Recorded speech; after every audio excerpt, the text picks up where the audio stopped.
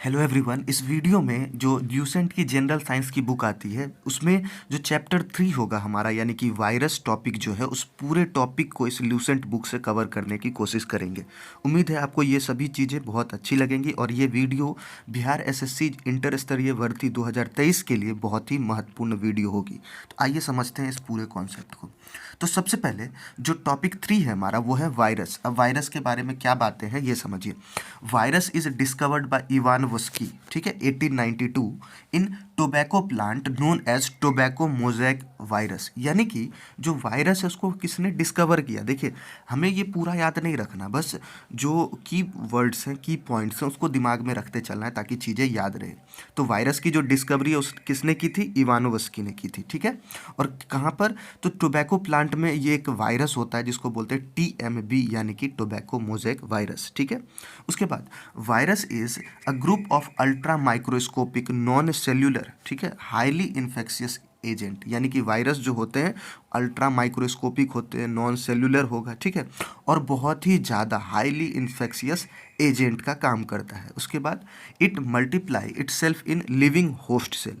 जो कोई भी लिविंग पर्सन है ना उसके अंदर अगर ये सेल चला जाए, ये वायरस चला जाए, तो ये उसके शरीर में जाने के बाद वहाँ पर मल्टीप्लाई करना स्टार्ट कर देता है। उसके बाद outside the host cell they are as particle like non living. यानी कि वायरस के साथ एक खास बात है कि अगर ये आप कह सकते हैं जो लिविंग ऑर्गेनिज्म है उसके बॉडी के अंदर प्रेजेंट है देन वायरस इज लिविंग, वहाँ पर वो मल्टीप्लाई करना स्टार्ट होते हैं, मतलब ग्रो करना शुरू कर देते हैं। वहीं पर अगर वो उस लिविंग सेल के बाहर प्रेजेंट है आउटसाइड द होस्ट सेल तो फिर हम लोग वो हो जाता है नॉन लिविंग। होस्ट सेल का मतलब है कोई भी ऐसा लिविंग सेल जिसके अंदर की वायरस अगर एंट्री कर जाता है then that is host cell, ठीक है। उसके बाद they are nucleoproteins having one और more nucleic acid molecule either DNA और RNA।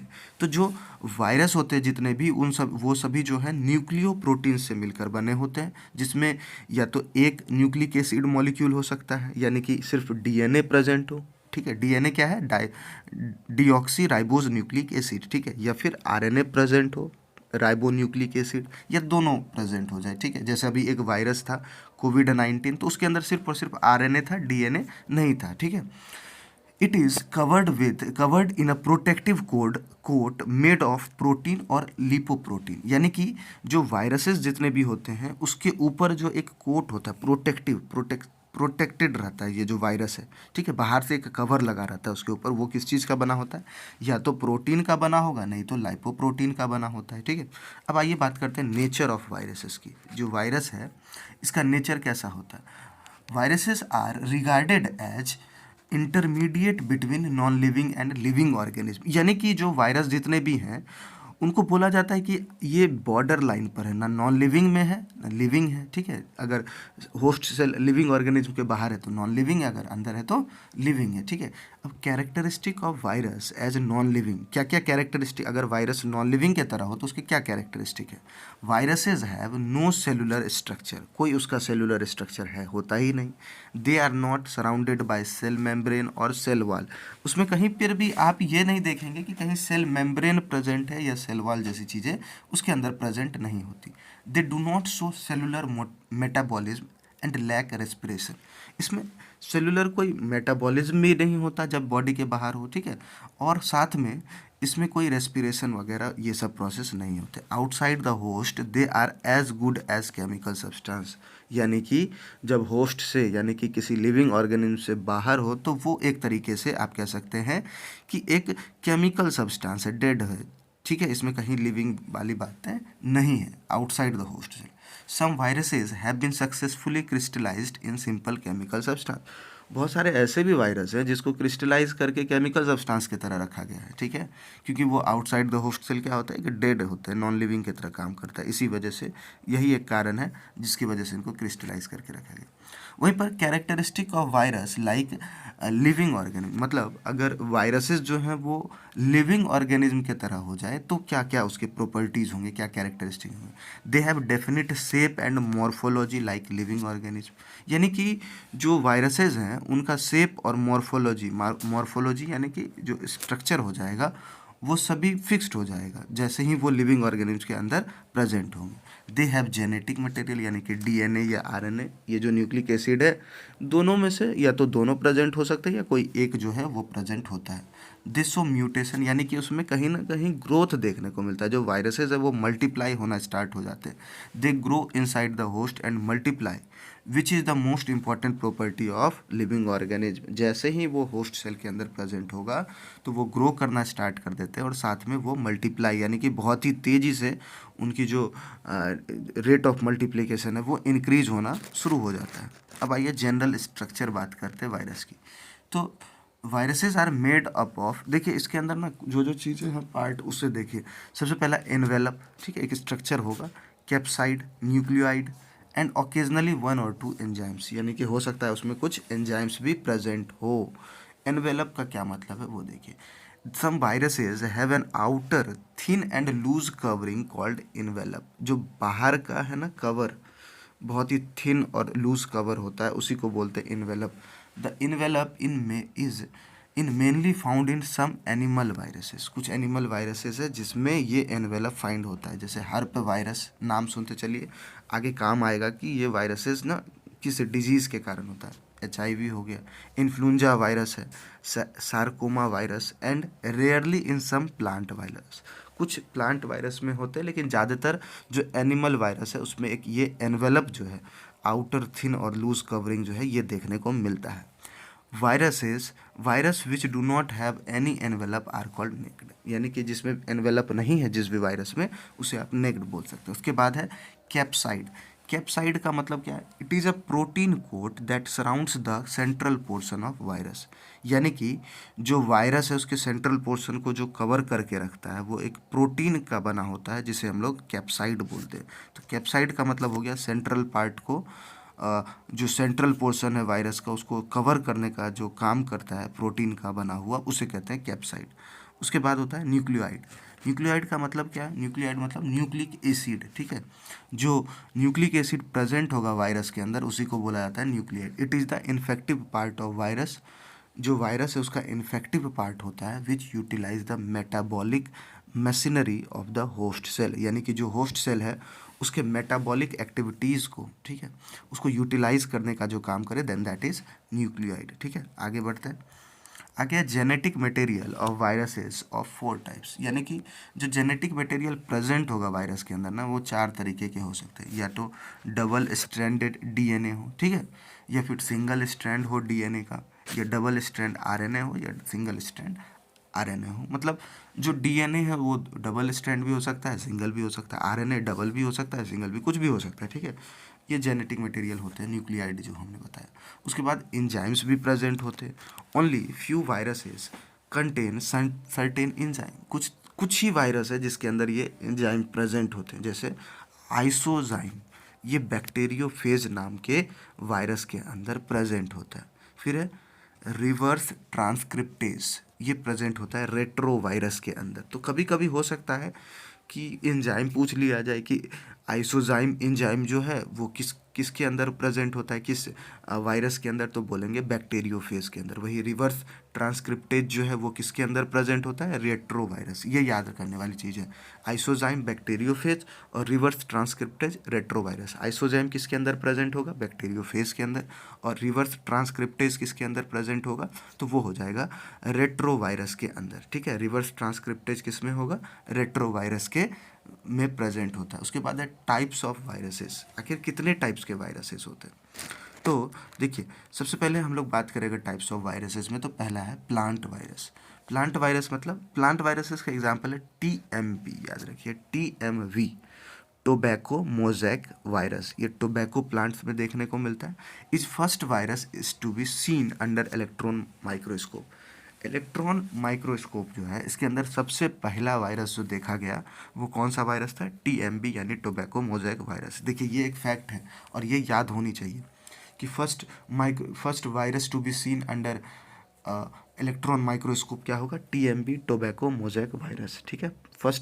First virus seen under electron microscope, TMV tobacco mosaic virus, ठीक है। Most of the plant viruses are small and spherical. जो ज़्यादातर plant virus होते हैं ना small होते हैं, spherical chemically the plant viruses generally consist of RNA and protein.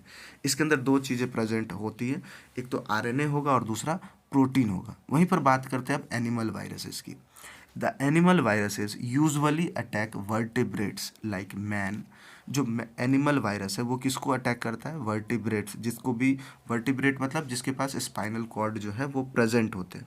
तो जैसे मैन हो गया, फाउल हो गया, पिजन, डॉग, काव, इन सभी को ये इफेक्ट करते हैं जितने भी एनिमल वायरसेस हैं। दे में very in shape and size, कुछ भी हो सकता है शेप एंड साइज, उसमें डीएनए भी हो सकता है, आरएनए भी हो सकता है, ठीक है। Most animal viruses cause a virulent reaction usually for short duration, बहुत खतरनाक होते हैं। Sometime host succumbs to viral attack और survive through the production of antibodies which kill the viruses. कभी कभी ऐसा होता है कि होस्ट के पास, होस्ट जो है वो भी उस वायरल अटैक को सर्वाइव नहीं कर पाता, यानी कि जो वायरल अटैक है उसके लिए वो क्या करते हैं, तो उसके बॉडी में एंटीबॉडीज़ का फॉर्मेशन होता है ताकि जो वायरल अटैक है उसको उसके वायरस को मारा जा सके, ठीक है। आगे देखते हैं, आगे हमारा है बैक्टीरियोफेज, ठीक है। बैक्टीरियोफेज क्या है फिर? The viruses which attack the bacterial cells are called bacteriophage, या फिर बैक्टीरियल वायरस। यानी कि जो भी बैक्टीरिया है, बैक्टीरियल सेल्स है, उसे अगर किल करने का काम करे कोई भी virus, then that is called bacteriophage. जैसे कि कोलाई फेज है, T2 फेज बोलते हैं उसको, विच अटैक्स द स्केरिया, स्केरिकिया कोलाई, ठीक है। स्केरिकिया कोलाई को जो अटैक करता है, देन दैट इज कोलीफेज। जैसे बैक्टीरियोफेज है ना, उसका है कोलीफेज। तो इसको आप याद कर लीजिए कि स्केरी स्केरिकिया कोलाई को coli phage, T two phage coli phage, Escherichia coli, ठीक है, ऐसा याद करिए। स्केरिया कोलाई जो है ये एक बैक्टीरियल सेल है, स्केरिया कोलाई, इसे कौन किल करता है? देन कोलाई फेज या T2 फेज, बैक्टीरियो फेज, ये दोनों वायरस हैं, कोलाई फेज और T2 फेज, ठीक है। तो देखिए स्केरिया कोलाई, कोलाई यहाँ से एंड होता है और कोलाई फेज यहाँ से शुरू होता है, इसी को T2 फेज भी बोला जाता है। देखिए ये फैक्ट है तो इसे याद रखना पड़ेगा। स्केरिया कोलाई, तो इसके लिए हो जाएगा कोलाई फेज या T2 फेज। स्केरिया कोलाई के लिए क्या होगा? कोलाई फेज या फिर T2 फेज, ठीक है। Virus multiply them cells by the process of multiplication. यहाँ पर वायरसेस जो है वो मल्टीप्लाई करते रहते हैं, ग्रो करते रहते हैं by the process of multiplication process के थ्रू, ठीक है। अब आगे देखते हैं इंपॉर्टेंस ऑफ वायरस। जो वायरस है उसकी क्या इंपॉर्टेंस है? Viruses have both the property of living and non living, so these are used in the study of evolution. इनका काम होता है स्टडी पर्पस के लिए, ठीक है, कि क्योंकि ये लिविंग और नॉन लिविंग दोनों के तरह काम करते हैं। Bacteriophage help in keeping the water clean bye destroying bacteria. क्योंकि बैक्टीरियोफेज जो है ये क्लीन करता है बैक्टीरिया को, तो इसे वाटर में रखने से फ़ायदा है। It destroy blue green algae developing in water bodies. Water bodies में जो ये ब्लू ग्रीन एल्गी ग्रो करता है उसे डिस्ट्रॉय कर देता है बैक्टीरियोफेज, ठीक है। वहीं पर अगर बात करें डिसएडवांटेज की, तो डिसएडवांटेज ज़्यादा है in comparison to advantage. Viruses causes many disease in both plant and animal. बहुत सारे डिजीज इनके कारण होता है। जैसे एक वायरस हमने बताया TMV, यानी कि टोबैको मोज़ेक वायरस जो है वो टोबैको के लीव्स को बहुत ही ज़बरदस्त तरीके से इन्फेक्ट कर देता है। उसी तरीके से जो बनाना है उसमें क्या हो जाता है, बनाना वायरस जो है वो इन्फेक्ट करता है बनाना को, उसमें बोलते हैं bunchy top of banana disease. इस डिजीज़ को क्या बोलते हैं? बंची टॉप ऑफ, ठीक है, ऑफ बनाना डिजीज़। इसी तरीके से पोटैटो में होता है पोटैटो मोज़ेक वायरस, जिसके कारण जो पोटैटो लीव्स है उसके कारण जो पोटैटो लीव्स है वो लूज़ हो जाते हैं, मतलब वो टूटना स्टार्ट हो जाते हैं। तो ये हो गया आपका। तो 3 वायरस है आपको याद रखना है। टोबैको में मोज़ेक वायरस, ठीक है। बनाना में बनाना वायरस, नाम क्या होगा? बंची टॉप ऑफ बनाना, ठीक है। उसी तरीके से पोटैटो में क्या होगा? तो पोटैटो मोज़ेक वायरस हो जाएगा, ठीक है। याद हो गया होगा आपको। बनाना के लिए banana virus, bunchy top of banana, tobacco में टोबैको मोज़ेक वायरस और पोटैटो में पोटैटो मोज़ेक वायरस, ठीक है। ह्यूमन में भी कुछ वायरसेस हैं जिसके कारण सीरियस डिजीजेज होने के चांसेस रहते हैं। कुछ तो ऐसे भी होते हैं जो बहुत ही खतरनाक हो जाए। एग्जाम्पल के लिए अगर बात करें मीसल्स, ठीक है, स्मॉल पॉक्स, हर्प्स, ठीक है, influenza, polio, mumps, AIDS, encephalitis, ये all these are serious disease caused by viruses. अब वायरस के कारण कौन कौन से डिजीज होते हैं जो एक फैक्ट होगा उसे हम लोग आगे देखेंगे, लेकिन अभी इस चैप्टर के अंदर जो भी चीज़ें हैं वो कंप्लीट कर दे, ठीक है। फिर है क्लासिफिकेशन ऑफ ऑर्गेनिजम्स। ऑर्गेनिज्म के जो क्लासिफिकेशन है वो किस तरीके से स्टार्ट हुआ, क्या चीज़ें हुई। There are so many varieties of living organism that would not be possible to study all of them. बहुत सारे वेराइटी के लिविंग ऑर्गेनिज्म हैं प्रेजेंट, और इन सबको पढ़ना एक साथ पॉसिबल नहीं है। तो grouping and systematic arrangement of organism on the basis of their similarity and dissimilarity is called classification. मतलब जितने भी ऑर्गेनिज्म प्रेजेंट है उसको ग्रुप कर देना, उसको सिस्टमैटिकली अरेंज कर देना, ताकि उनके उनके सिमिलैरिटी और डिसिमिलैरिटी के बेसिस पर उन सभी को जो अरेंज कर देते हैं ना, उसको ग्रुपिंग करते हैं, अरेंजमेंट करते हैं, तो इसी चीज़ को बोला जाता है क्लासिफिकेशन। क्लासिफिकेशन कुछ और नहीं, बस ग्रुप करना है अलग अलग एनिमल्स को, ठीक है, अलग अलग लिविंग ऑर्गेनिज्म जितने भी प्रेजेंट हैं उन सबको अरेंज करना, किसके बेसिस पर, तो कुछ सिमिलैरिटी और डिसिमिलैरिटी है उसके बेसिस पर, ठीक है। और ये जो थ्योरी है, जिस इस ऑर्गेनिज्म को क्लासिफाई करने की जो थ्योरी है उसे बोला जाता है टेक्सोनॉमी। तो पहले अरेंजमेंट किया तो then that is called classification, और क्लासिफाई इस अरेंजमेंट की जो थ्योरी है दैट इज कॉल्ड टेक्सोनॉमी। तो सबसे पहले जो साइंटिस्ट थे जिन्होंने स्ट्रक्चरल लाइकनेस के बेसिस पर क्लासिफिकेशन स्टार्ट किया था, उनका नाम था जॉन रे, ठीक है, जॉन रे, ठीक। He published description of 18,000 plants in the book Historia Plantarum, ठीक है। और John Ray introduce the term species for any one kind of living thing. John Ray के बारे में ना आपको दो तीन बातें याद रखनी, कीवर्ड की पॉइंट से याद रखेंगे। जॉन रे जो है, ठीक है, first elaborated structural likeness as the basis of, आप ऐसा याद रखिए, जॉन रे, हिस्टोरिया प्लांटेरम और species. John Ray, Historia Plantarum, 18,000 plant, उसके बाद species term, John Ray, Historia Plantarum, 18,000 plant, and then species. इसका क्या मतलब हो गया कि जो जॉन रे थे इन्होंने सबसे एक बुक लिखी थी जिसका नाम था हिस्टोरिया प्लांटेनम, जिसमें 18,000 प्लांट के बारे में बताया गया। और जो स्पेसीज है, एक तरह के एनिमल को या एक तरह के लिविंग ऑर्गेनिज्म को स्पेसीज बोला जाता है, ये टर्म भी उन्होंने दिया था। इसलिए John Ray, Historia Plantarum, 18,000 plant और उसके बाद स्पीसीज, ये कीवर्ड आपको लिख लेना है। ये कीवर्ड ही मतलब एक तरीके से शॉर्ट नोट्स का काम करता है जो कि आपको याद रखना है, ठीक है। इसके बाद आइए आगे देखते हैं। इसके बाद है इन 18th सेंचुरी, ठीक है, Carolus Linnaeus develop the system of naming the species with two names known as binomial system of nomenclature. तो जो बाइनोमियल सिस्टम ऑफ नोमेनक्लेचर है ये किसने दिया था, तो ये कैरोलस लिनियस ने डेवलप किया था, ठीक है। कैरोलस लिनियस क्या दिया था, बाइनोमियल सिस्टम ऑफ नोमेनक्लेचर। तो सबसे पहले जो साइंटिस्ट थे वो थे John Ray, Historia Plantarum, 18,000 plant और स्पीसीज टर्म। उसी तरीके से दूसरे साइंटिस्ट हुए Carolus Linnaeus, binomial system of nomenclature, मतलब कि जो स्पीसीज है उसके अंदर दो नाम्स प्रेजेंट होंगे, ठीक है, उसी को बोला बाइनोमियल सिस्टम ऑफ नोमेनक्लेचर। ये किसने दिया, कैरोलस लिनियस। इन्हीं को फादर ऑफ टेक्सोनॉमी भी बोलते हैं। तो कैरोलस लिनियस को क्या बोलते हैं, father of taxonomy. He described 59,000 species of plants in his book Species Plantarum and about 4,200 species of animals in his book Systema Nature, ठीक है। देखिए कैरोलस लिनियस ने बहुत सारे काम किए, उसके बारे में एक एक चीज़ अगर की पॉइंट देखी जाए तो देखिए, Carolus Linnaeus binomial system of nomenclature, ठीक है, फादर ऑफ टेक्सोनॉमी भी होंगे। फिर स्पीसीज प्लांटेरम में 59,000 स्पीसीज, ठीक है। जो जॉन रे थे उन्होंने क्या लिखा था, हिस्टोरिया प्लांटेरम, उसके अंदर 18,000 प्लांट स्पीसीज थे। लेकिन जो यहाँ पर कैरोलस लिनियस है इन्होंने 59,000 स्पीसीज जो है प्लांट्स के, वो एक बुक है स्पीसीज प्लांटेरम में लिखा। वहीं पर जो सिस्टमा नेचर है उसके अंदर 42,000 स्पीसीज जो है एनिमल्स के वो रखे गए। इसके बाद in this system each type of organism has two names। हर एक तरह के जो ऑर्गेनिज्म है ना सबके दो नाम होंगे, एक जीनस और दूसरा स्पीसीज, ठीक है, एक जीनस होगा और दूसरा species. Linnaeus is also introduced a sequence of group of organism, ठीक है। Grouping are arranged in definite order from higher to lower categories, higher से लोअर कैटेगरीज की ओर ग्रुपिंग स्टार्ट कर दी गई। This is known as taxonomic hierarchy. मतलब आप कह सकते हैं कि जो इन्होंने नोमेनक्लेचर दिया उसमें दो नाम होते थे, ठीक है, तभी इसको बोलते हैं बाइनोमियल सिस्टम ऑफ नोमेनक्लेचर। पहला होता था जीनस और दूसरा होता था स्पीसीज, कौन सा स्पीसीज है वो और किस ग्रुप का है वो नाम हुआ करता था।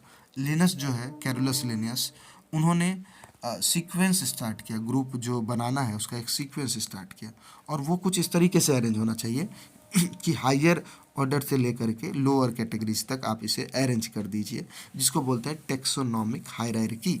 ठीक है, अब देखिए किस तरीके से इसमें किया गया। सबसे पहले हुआ करते थे सुपर किंगडम, मतलब बहुत ज़्यादा, फिर हुआ कि फिर उसे और डिवाइड किया तो किंगडम में बना, फिर और डिवाइड किया तो फाइलम हुआ, फिर और डिवाइड किया तो क्लास हुआ, फिर ऑर्डर, फिर फैमिली, फिर जेनेरा, फिर स्पीसीज। ठीक है, इस तरीके से पूरा डिवीज़न हुआ, super kingdom, kingdom, phylum, class, order, family, genera, उसके बाद species. Member of species breed among themselves. ठीक है, species is the most basic unit of classification. Classification की सबसे बेसिक यूनिट बोला जाए then that is species, and this is also known as basic unit of evolution. और इसे ही जो evolution का सबसे बेसिक यूनिट भी बोल सकते हैं स्पीसीज को। तो स्पीसीज जो है बेसिक यूनिट है क्लासिफिकेशन का भी और साथ में ये बेसिक यूनिट है इवोल्यूशन का भी। Species basic unit of classification and evolution. ठीक है, अब आगे देखने की कोशिश करते हैं। तो जो आगे हमारे पास है वो है बेसिस ऑफ क्लासिफिकेशन। जो क्लासिफिकेशन किया गया है उसके क्या क्या बेसिस हैं उस चीज़ की बात करेंगे अब हम लोग। ठीक है, तो देखिए सबसे पहला taxonomy deals with nomenclature, identification and classification of organism. मतलब जो टेक्सोनॉमी है उसमें नोमेनक्लेचर के बारे में जानते हैं कि किस तरीके से जो ऑर्गेनिज्म है उसका नाम लिखा होना चाहिए। आइडेंटिफिकेशन की बात करते हैं, यहाँ पर आइडेंटिफाई किया जाता है चीज़ों को, और जो ऑर्गेनिज्म है उसको क्लासीफाई करने की बात होती है।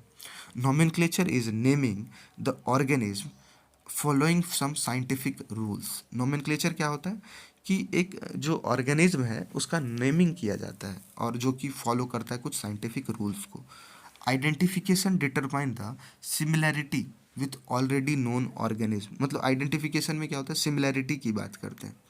Classification is the arrangement of organism according to a systematic plan. Classification क्या है, ऑर्गेनिज्म जितने भी हैं उनका अरेंजमेंट किसी एक सिस्टमैटिक प्लान के according. Following are the basis of classification. Classification के कौन कौन से बेसिस हैं। आर द ऑर्गेनिज्म प्रोकैरियोटिक और यूकैरियोटिक। ऑर्गेनिज्म जो है वो प्रोकैरियोटिक है या यूकैरियोटिक है। Are the organism capable of synthesising food और दे डिपेंड ऑन अदर्स। क्या ऑर्गेनिज्म जितने भी हैं वो फूड सिंथेसाइज करते हैं या दूसरे पर डिपेंडेंट होते हैं। उसके बाद what is the level of organisation, आखिर किस लेवल पर है, क्या सुपर किंगडम में आता है, किंगडम में है, ठीक है, जेनेरा है ना, स्पीसीज किस में आता है। Are they have some specialised organ to perform specific function, क्या कोई उसके अंदर स्पेशल ऑर्गेन प्रेजेंट है, क्या कुछ स्पेशल फंक्शन करने के लिए।